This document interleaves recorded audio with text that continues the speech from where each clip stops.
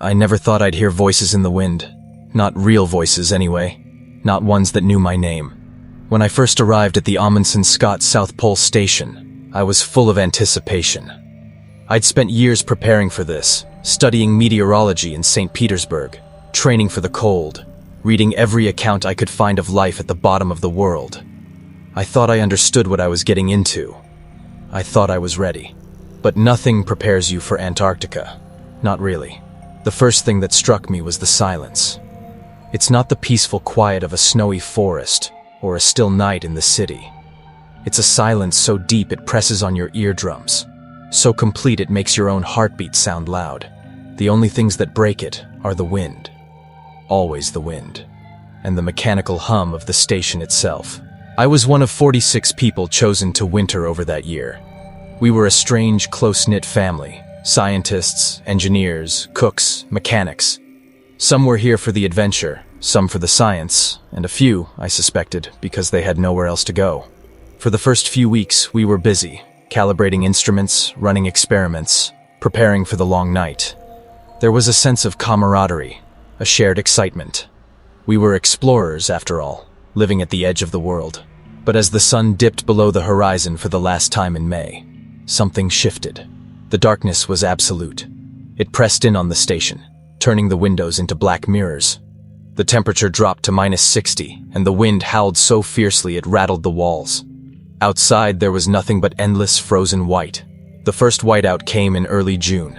I remember standing at the window, watching as the world disappeared. One moment, you could see the outlines of the other buildings, the flags marking the safe paths. The next, everything was gone, swallowed by a wall of swirling snow. We were trapped inside for days. The windows iced over, and the only light came from the harsh glow of the fluorescents. The air was thick with the smell of recycled breath and instant coffee.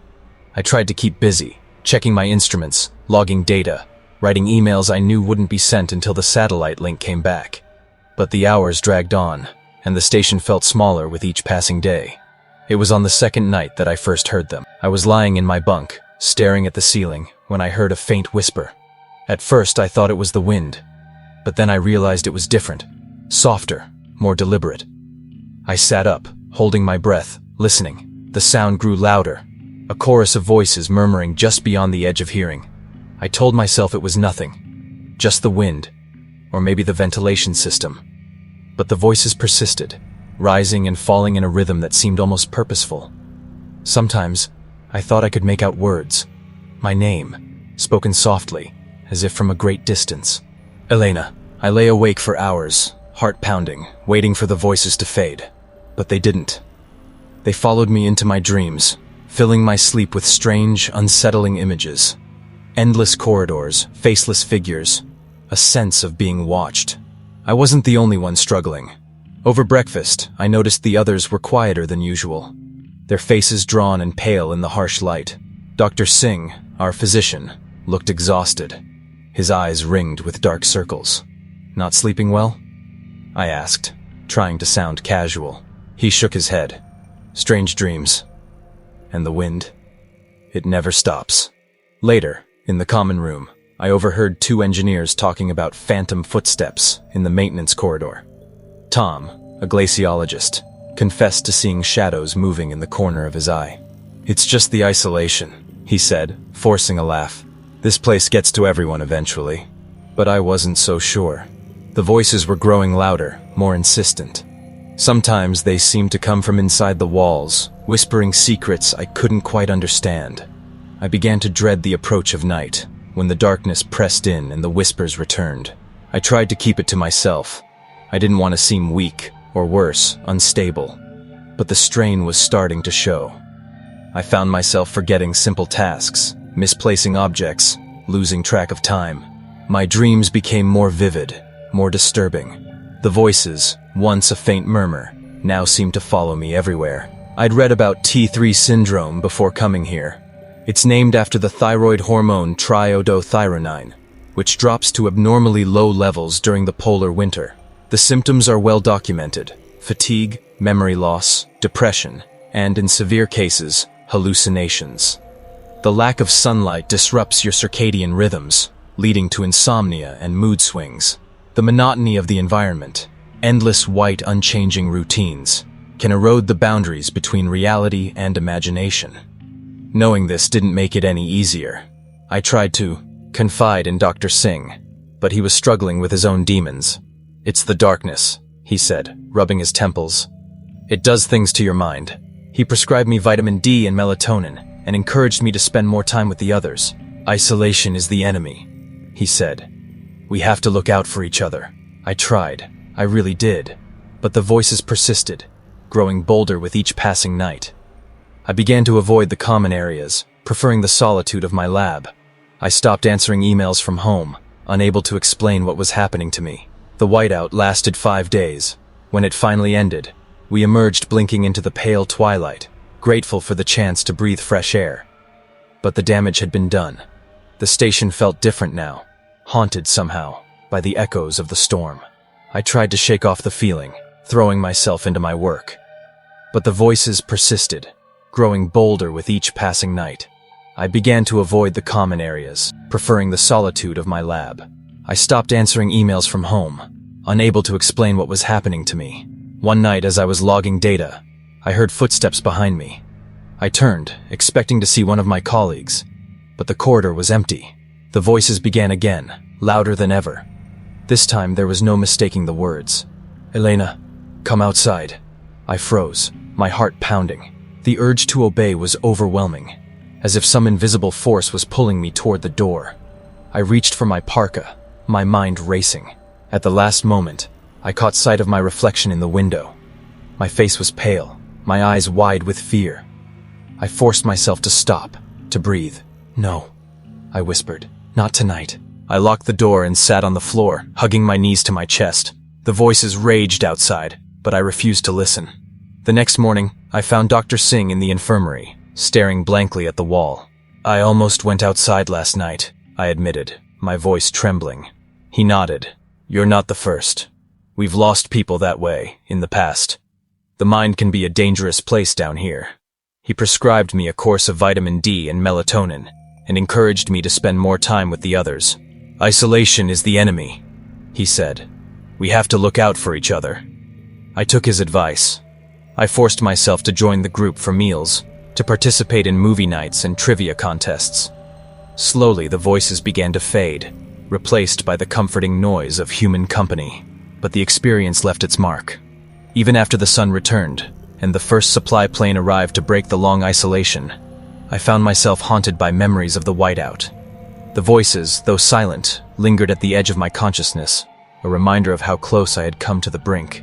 Years later, back in St. Petersburg, I sometimes wake in the middle of the night, convinced I hear my name whispered in the darkness. I know, rationally, that it's just a memory, a trick of the mind, shaped by months of isolation and deprivation. But Antarctica changed me.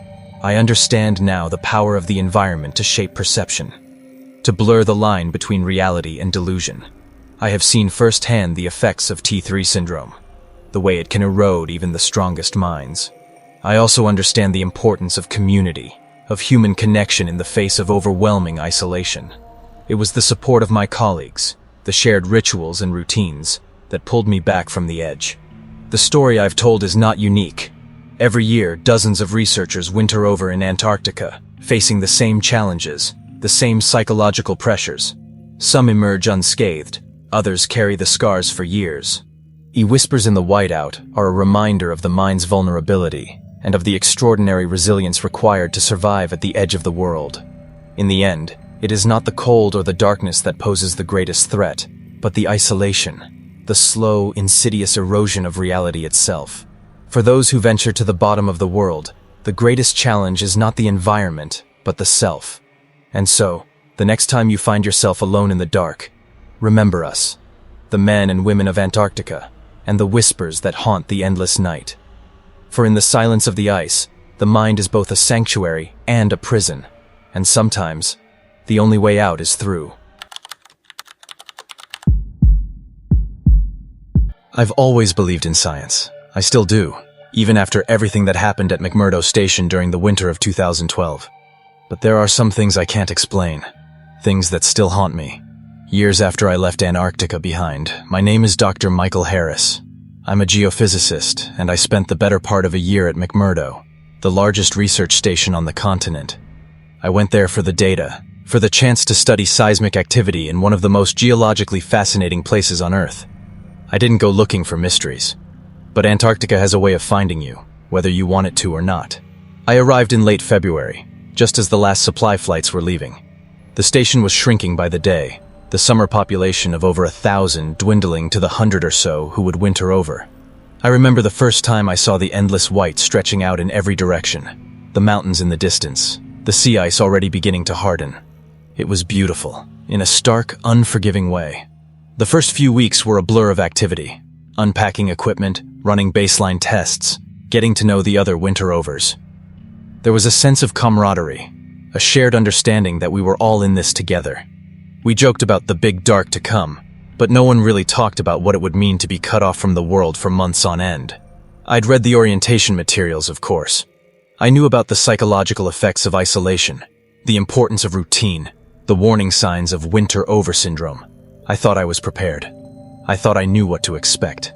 I was wrong. It started with a door. There's a heavy steel door at the end of the main corridor, leading to the storage wing. It's always kept locked in winter, mostly to conserve heat. One night, about a month after the last plane left, I was working late in the lab. The station was quiet. Most people had gone to bed, and the only sounds were the wind and the occasional groan of the building settling on the ice.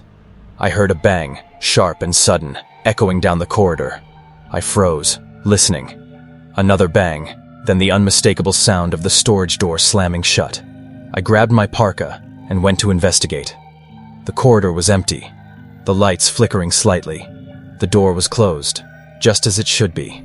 I checked the lock, still secure. I tried to tell myself it was just the wind, or maybe the pressure differential between the warm station and the freezing air outside. But the wind wasn't strong that night, and I'd never heard it make a sound like that before. I went back to the lab, but I couldn't shake the feeling that something was off. I told myself I was just tired, that I was letting my imagination get the better of me. But that was only the beginning. Over the next few weeks, the incidents multiplied.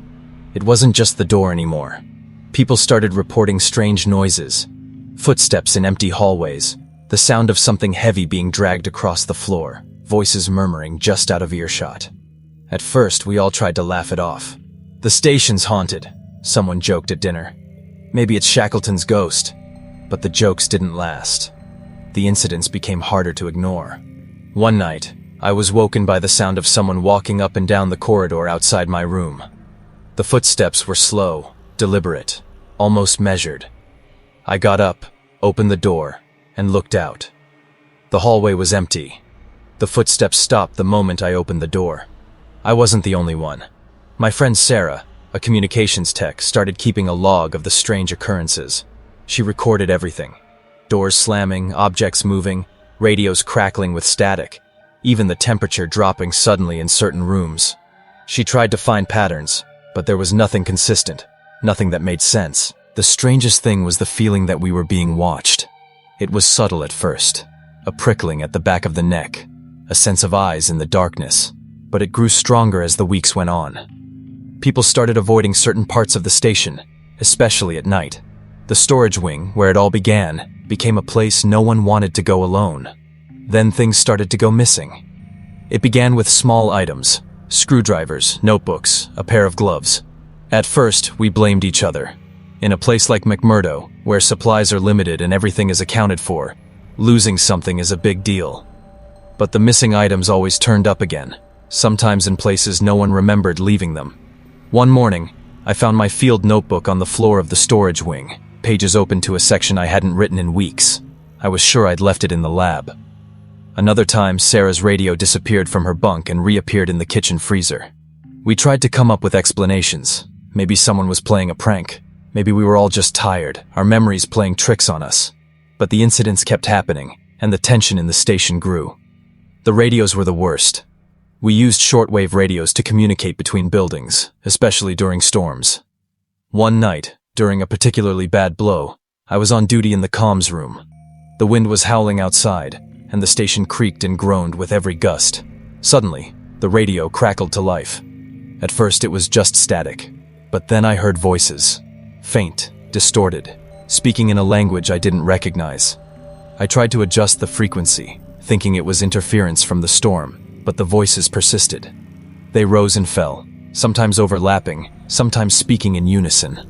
I called out, thinking it was someone from another building, but no one responded.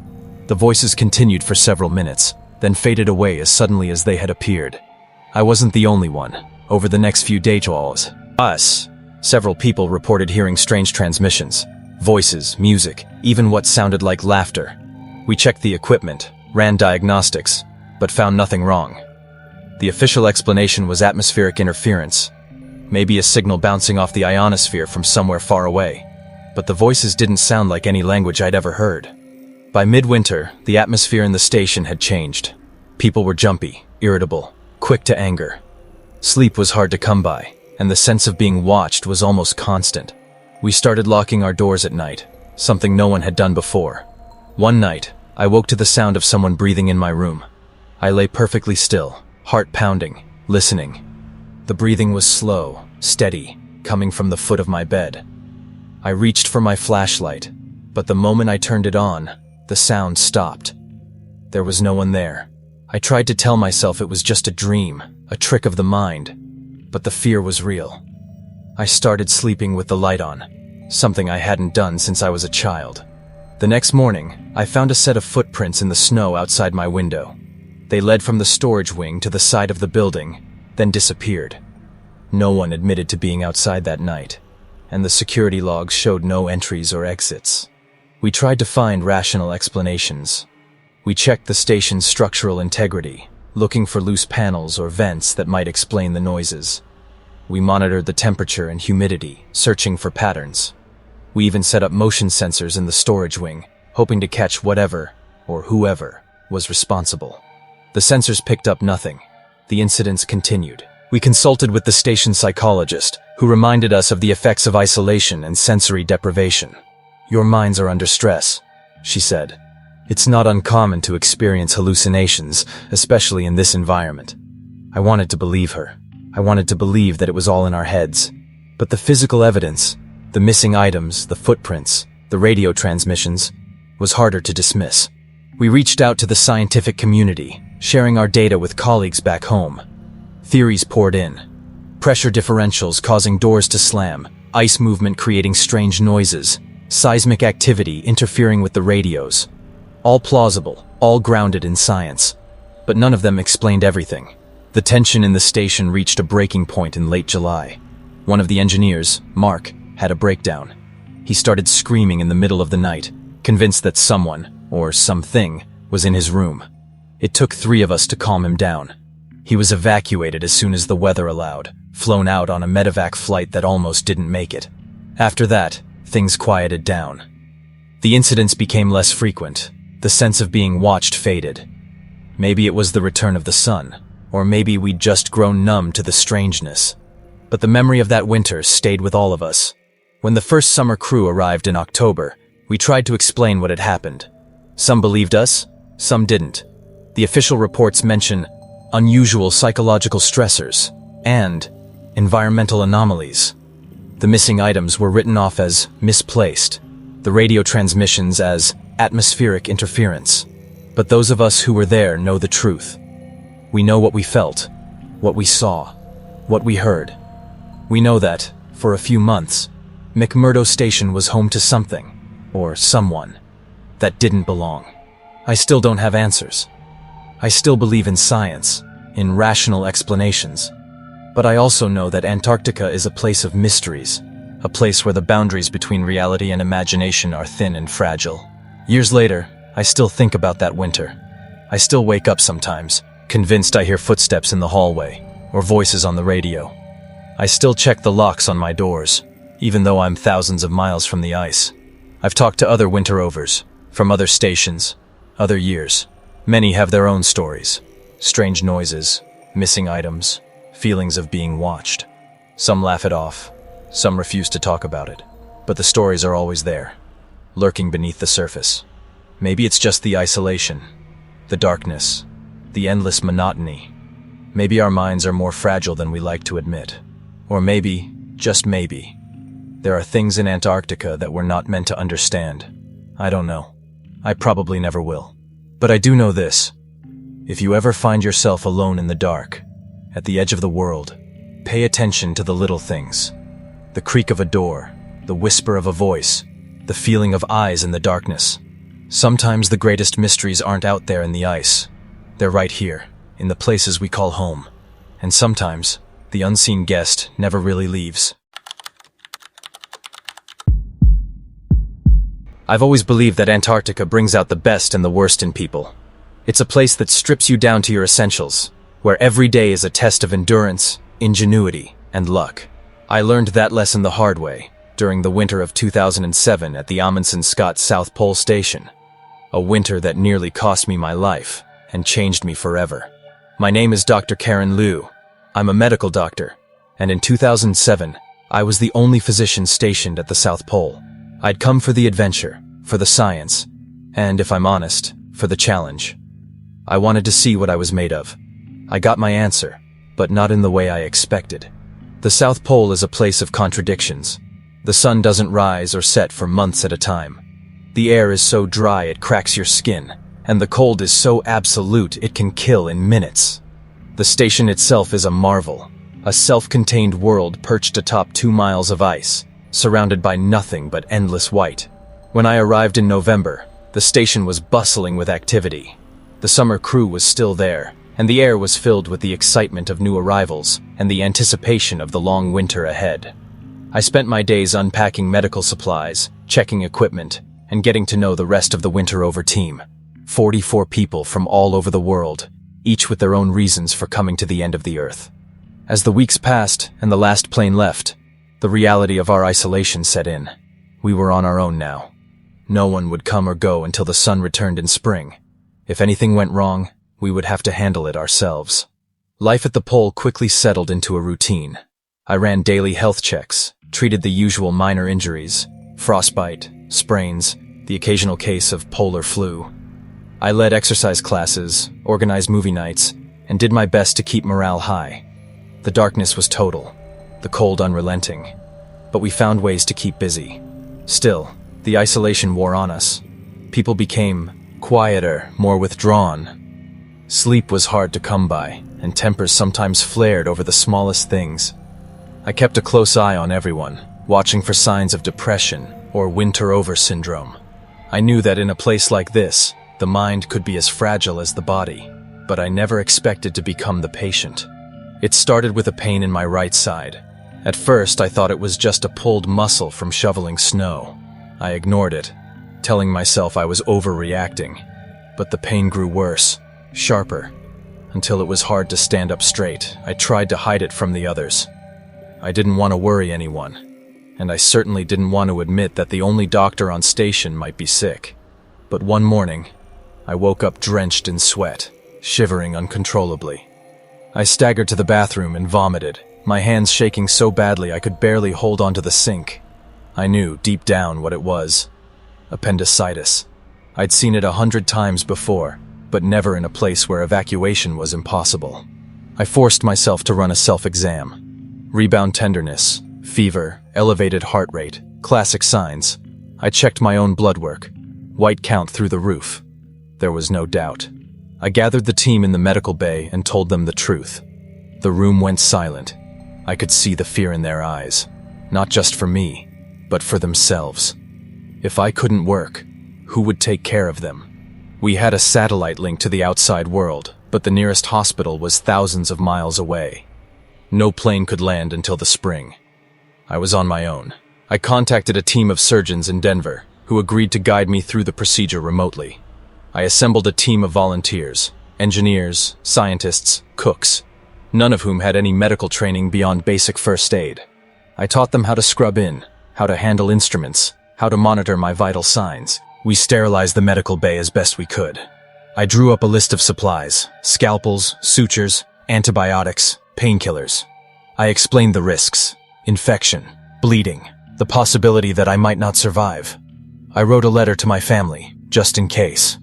The day of the surgery, I lay on the operating table, heart pounding. The team gathered around me, their faces pale and tense. The surgeons' voices crackled over the satellite link, calm and steady. I administered my own anesthesia, a combination of local and intravenous drugs.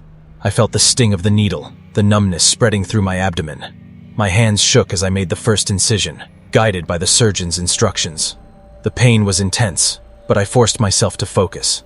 I talked the team through each step, showing them how to hold the retractors, how to suction blood, how to identify the swollen, angry appendix. At one point, I nearly passed out. My vision blurred, and I felt myself slipping away. But I gritted my teeth and kept going. There was no other choice. Finally, after what felt like hours, the appendix was out. I closed the incision, stitched myself up, and collapsed back onto the table, drenched in sweat.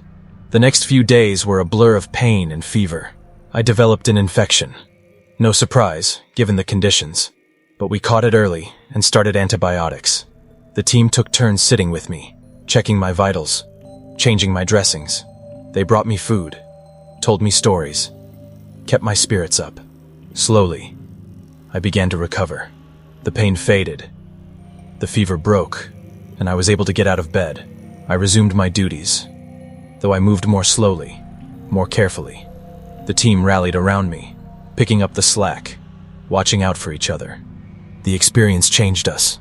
We became closer, more supportive, more aware of our own vulnerability. We knew, now more than ever, that we were all we had. Just as I was starting to feel like myself again, disaster struck. A massive storm rolled in from the plateau, the worst we'd seen all winter. Winds gusted to over 100 miles per hour, shaking the station like a toy. The temperature dropped to -80, and the visibility outside was 0. In the middle of the night, the fire alarm went off. I stumbled out of bed, heart racing, and ran to the source, a storage room near the generator. Smoke was pouring from a vent, and the air was thick with the smell of burning plastic. We sprang into action. The engineers donned emergency gear and crawled into the crawl space, searching for the source of the fire. The rest of us formed a bucket brigade, passing fire extinguishers and emergency blankets. The fire was small, but the real danger was the smoke. In a sealed environment like the station, even a minor fire can be deadly. We shut down the ventilation system, sealed off the affected area, and used portable air scrubbers to clear the air. For hours, we worked in shifts, battling exhaustion and fear. The wind howled outside, rattling the walls, as we fought to keep the station, and ourselves, alive. In the aftermath, we discovered the cause. A short circuit in a power cable, likely caused by the extreme cold. If we hadn't caught it in time, the fire could have spread to the generator, cutting off our heat and power. In that environment, it would have been a death sentence. We improvised repairs, using spare parts and whatever materials we could find. The engineers worked around the clock, patching the system, rerouting power, keeping the station running. We rationed electricity, shut down non-essential systems, and huddled together for warmth. It was a test of ingenuity, resilience, and sheer luck. We made it through, but just barely. After the fire, the mood in the station changed. We were more cautious, more aware of our own mortality. Every day was a victory, every small success a cause for celebration. We passed the time with games, movies, and stories. We celebrated birthdays, holidays, and the return of the sun. We supported each other through the dark days, the homesickness, the fear. I kept a journal, recording every detail, the pain, the fear, the moments of hope. I wanted to remember, to make sense of what we'd been through. When the first plane finally arrived in October, we stood on the runway, blinking in the sunlight, tears streaming down our faces. We hugged each other, laughed, and cheered. We had survived. I was flown out on the first flight, taken to a hospital in Christchurch for a full checkup. The doctors were amazed. I'd lost weight, but otherwise, I was healthy. The scar on my abdomen was a reminder of what I'd been through. A badge of survival. Back home, it took time to adjust. The noise, the crowds, the endless choices. It was overwhelming. I missed the simplicity of life at the pole, the sense of purpose, the closeness of the team. But I also carried scars, physical and emotional. I had nightmares, flashbacks, moments of anxiety. I struggled to explain to friends and family what it was like to face death in a place where help was months away. I stayed in touch with my team. We shared stories, photos, memories. We knew that we'd been through something extraordinary, something that would bind us together for life. Antarctica is the most hostile environment on Earth. It tests you in ways you can't imagine. It forces you to confront your own limits, your own fears, your own mortality. But it also brings out the best in people. It teaches you the value of teamwork, of ingenuity, of resilience. It shows you what you're capable of, even when the odds are against you. I went to the South Pole to see what I was made of. I found out. I learned that survival isn't just about strength or skill. It's about community, about hope, about never giving up. If you ever find yourself at the edge of the world, remember this: you are stronger than you think, and you are never truly alone.